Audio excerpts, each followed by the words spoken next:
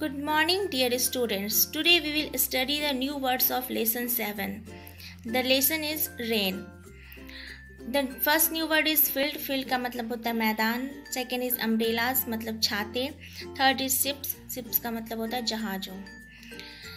Now we will come to the page number 55. Here the first topic is reading is fun. The first question in this topic is where does the rain fall? The rain falls everywhere.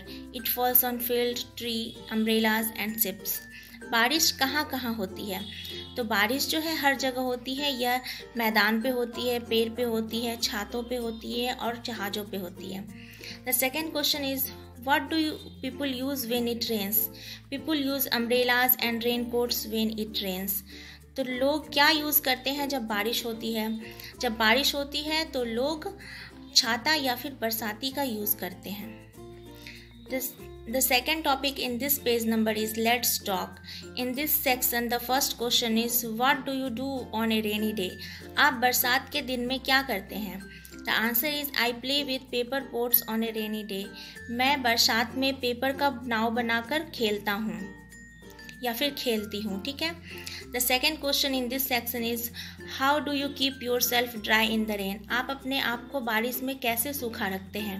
The answer is I use umbrella और raincoat to keep myself dry in the rain. मैं छाता या फिर बरसाती का उपयोग करता हूँ बारिश में खुद को सूखा रखने के लिए. The third question is do you like to play in water? क्या आपको बारिश में खेलना पसंद है? The answer is yes, I like to play in water. हाँ, मुझे बारिश में खेलना पसंद है.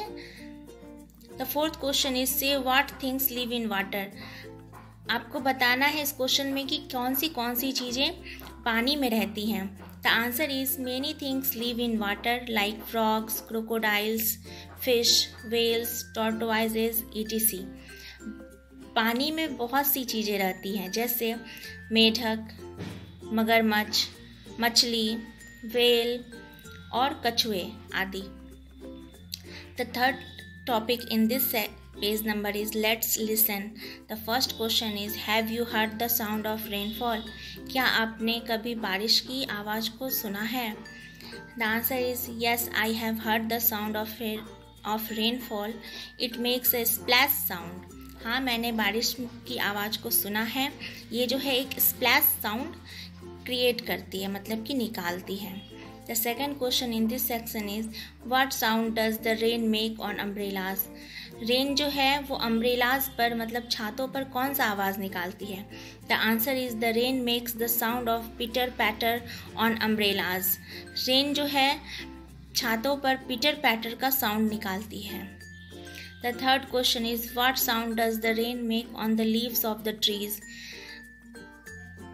बारिश जो है पेड़ों के पत्तों पर कौन सी आवाज़ निकालती है?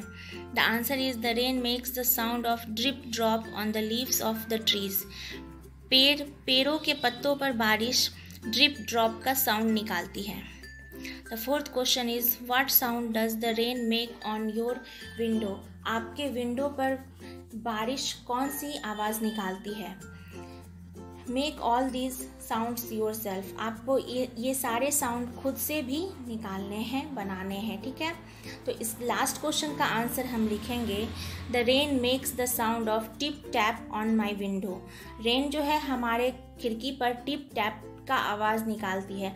अब हमने यहाँ पे चार साउंड को देखा. ठीक है. पहला साउंड हमने देखा कि बारिश का साउंड, तो उस साउंड को हम कहते हैं स्प्लैश.